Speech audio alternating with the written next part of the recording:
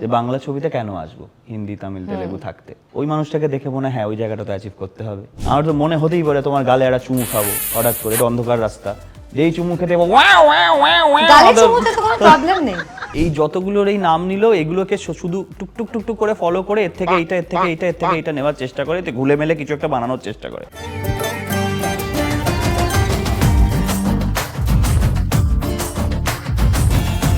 নমস্কার, আমি ঐন্দ্রিলা, আর আমার সঙ্গে আছে অঙ্কুশ হাজরা। আপনারা ভাবছেন যে আমি এইভাবে কেন বলছি, কারণ এমন কিছু কোয়েশ্চেন্স আজকে আমি অঙ্কুশকে করব যার উত্তরটা আমি একদম সঠিকভাবে পেতে চাই। ডিপেন্ড করছে কোয়েশ্চেনটা কি। এত নার্ভাসনেস? আমার নার্ভাসনেস নেই, আমি ডিপেন্ড করছে কোয়েশ্চেনটা আমি শুনবো আগে। আমি কিছু অ্যাক্ট্রেসের নাম নেব, এক লাইনে, জাস্ট এক লাইনে তাদের ব্যাপারে বলতে হবে। প্রথম নাম আমার তো খুবই প্রিয়, শুভশ্রী। শুভশ্রী, সাহসী। গুড। আচ্ছা, দ্বিতীয় জন মিমি। মিমি আমার জীবনে অশান্তি। ভুলে যাও না যে আমাদের ঠিক 3টে ফ্লোর উপরে থাকে, বাড়ি ফিরতে হবে। Mimi I love you. Good one. তৃতীয় নাম কৌশানী। মনে প্রচুর শয়তানি।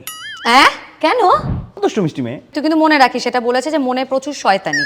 যাই হোক, ফারিয়া। ফারিয়া, ও ফারিয়া। থাক, আর ফারিয়া, কিছু জেনে লাভ নেই। ফারিয়া, এত পজ যখন। No, Faria bold.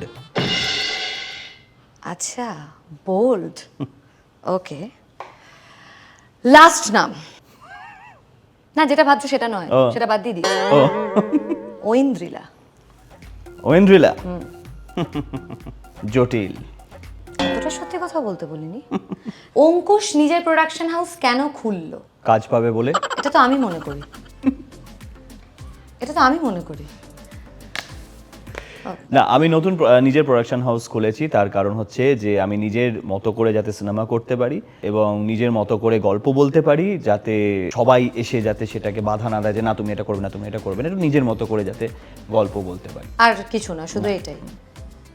আচ্ছা, যাই হোক, আমি আমার দিকটা বেশি করে ভাবছিলাম। ঠিক আছে, নেক্সট কোয়েশ্চেনে চলে যাচ্ছি। যে এমন কোনো কাজ জীবনে যেটা তুমি খুব রিগ্রেট করেছো করতে পারোনি বলে? না, আমি সেইটা রিগ্রেট করিনি।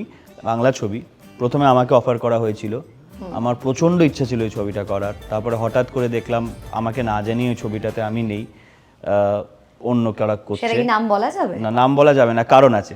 আচ্ছা। তখন রিলিজের পর ফ্লপ করে গেছিল, তারপর আমি আফসোস চলে গেছে। এবার আমি কিছু অ্যাক্টরসদের নাম বলবো, এক লাইনে তোমায় তাদের ব্যাপারে কিছু বলতে হবে। প্রসেনজিৎ চ্যাটার্জি। আমার কাছে এটা খুব বড় বিলিফ যে কিছু মানুষের ইন্ডাস্ট্রিতে যে বাংলা ছবিতে কেন আসবো হিন্দি তামিল তেলেগু থাকতে, ওই মানুষটাকে দেখে মনে হয় হ্যাঁ ওই জায়গাটা তো অ্যাচিভ করতে হবে। Dev. Extremely hard working and dedicated.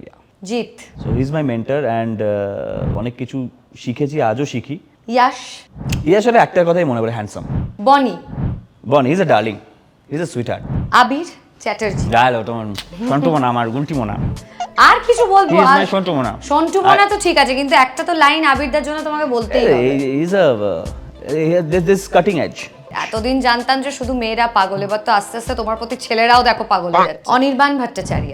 I am his big fan. পরমদা। Intelligent, smart. অঙ্কুশ। ও হচ্ছে একটা ছিঁচকে। এই যতগুলোর এই নাম নিল এগুলোকে শুধু টুকটুক টুকটুক করে ফলো করে এর থেকে এইটা এর থেকে এইটা এর থেকে এইটা নেওয়ার চেষ্টা করে, এতে ঘুলে মেলে কিছু একটা বানানোর চেষ্টা করে।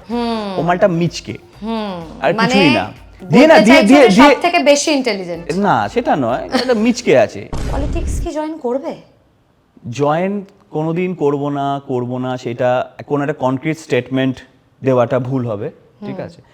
আমি সেই দিনই করব, বিকজ যেহেতু পলিটিক্স জয়েন করাটা আমার কোনোদিন লাইফের গোলের টিক মার্কের মধ্যে ছিল না, বা গোলের অ্যাচিভমেন্টের মধ্যে ছিল না। যেটা ছিল সেটা অলরেডি আমি ওই লাইফটা লিড করছি অ্যাজ অ্যান অ্যাক্টর। কিন্তু আমার মনে হয় যে যদি কোনোদিন ওই জায়গাটায় যেতে হয়, ওই জায়গাটাকে আমি মানুষের সেবা করার একজন হিসেবেই যাব, ওটাকে প্রফেশন হিসেবে বেছে যাব না। মানে শুধু বাতিওয়ালা গাড়ি চড়ে ঘুরবে না আর কি? হাতিওয়ালা গাড়ি আমার প্রিভেসিতে প্রবলেম হয়। আজ দেখো তোমার সাথে আমি গাড়ি করে যাচ্ছি, কিছু করছি, আমার তো মনে হতেই পারে তোমার গালে একটা চুমু খাবো হঠাৎ করে, এটা অন্ধকার রাস্তা, যেই চুমু খেতে গালে চুমুতে তো কোনো প্রবলেম নেই, তখন হয়তো ওরাই হুটার চালিয়ে দিল, এইসব হবে না এরকম করে। পেছনে ওয়া ওয়া করতে থাকলো, ডিস্টারবেন্স হয় আর কিছু। হ্যাঁ, অঙ্কুশ আদৌ কিপটে নাকি এটা শুধু অপবাদ? আমি একটা কথা বলতে চাই, এটা একটা বিশাল বড় অপবাদ। কারণ আমি মনে করি অঙ্কুশ দূর দূর থেকে কিপটে নয়, আর যারা এই অপবাদটা দিয়েছে তারা একটু লোভী বেশি। এই বলছিলাম না যে ওটা আদার সাইড আছে, বেরিয়ে আছে এই যে এই দিকটা। না আমি অ্যাকচুয়ালি ও যে কারণে কিপটে নয় বলছে, কারণ আমি যাদের জন্য আমার সব কিছু উজাড় করে দিই, একটা লিস্ট আছে, কয়েকজনের লিস্ট আছে, যেহেতু ও সেই লিস্টের মধ্যে পড়ে তাই জন্য আমি কিন্তু কিপটে, হ্যাঁ, কিন্তু ও যেহেতু ওই লিস্টের মধ্যে পড়ে সেজন্য কোনোদিন বুঝতে পারবে না আমি কোন জায়গাটায় কিপটে। কিন্তু কিছু কিছু জায়গায় কিপটে, বন্ধু বান্ধবদের তো অনেকবার দেখেছো খালি হাতে চলে গেছি জন্মদিনে। হ্যাঁ, কারণ সেই বন্ধুগুলো আমার জন্মদিনে খালি হাতেই আসে, তো ঠিকই আছে, আমার মনে হয় না এটাতে কোনো প্রবলেম আছে।